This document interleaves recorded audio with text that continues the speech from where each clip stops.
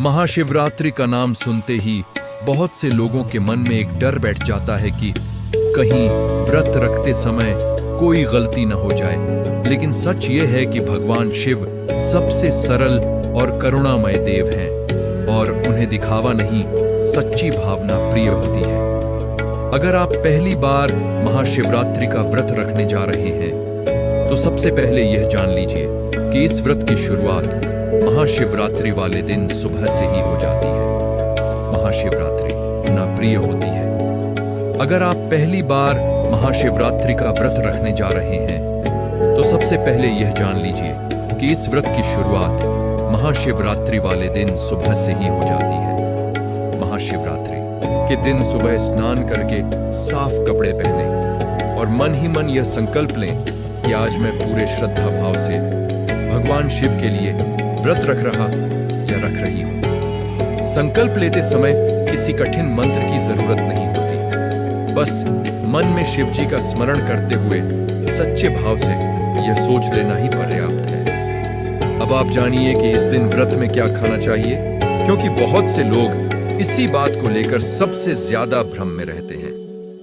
महाशिवरात्रि के व्रत में फल, दूध, पानी और फलाहार का सेवन किया जा सकता है और अगर स्वास्थ्य अनुमति न दे तो केवल सात्विक भोजन लेकर भी व्रत रखा जा सकता है। भगवान शिव कभी यह नहीं देखते कि आपने कितना कठिन व्रत रखा, वे यह देखते हैं कि आपका मन कितना शुद्ध और शांत है। अब आपको बताते हैं कि महाशिवरात्रि के दिन पूजा कैसे करनी चाहिए ताकि पूजा सरल भी रहे और फलदायी भी।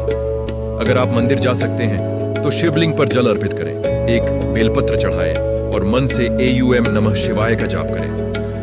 अगर मंदिर जाना संभव न हो तो घर पर ही साफ जगह पर भगवान शिव का ध्यान करके जल अर्पित करना भी उतना ही पुण्यदायक माना जाता है। महाशिवरात्रि के दिन शिव जी को जल, दूध, बेलपत्र और सफेद पुष्प अर्पित करना विशेष रूप से शुभ माना गया है। अब सबसे महत्वपूर्ण बात जान लीजिए कि इस दिन रात का क्या महत्व होता।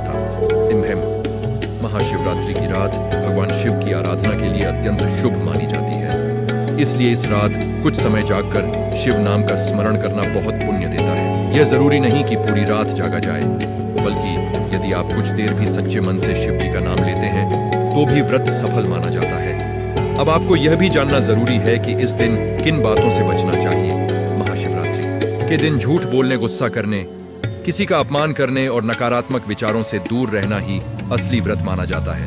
यह व्रत हमें सिखाता है कि शिव बाहर नहीं बल्कि हमारे भीतर की शांति और धैर्य में बसते हैं। अगर आपका मन शांत है और भावना सच्ची है तो आपका महाशिवरात्रि व्रत पूर्ण माना जाता है। इसलिए इस महाशिवरात्रि पर ज्यादा नियमों में न उलझें, बल्कि शिव जी को अपने मन की सच्चाई अर्पित करें। और अगर आप इस बार महाशिवरात्रि का व्रत रखने जा रहे हैं या पहले भी रख चुके हैं तो अंत में कमेंट में जरूर लिखिए AUM नमः शिवाय।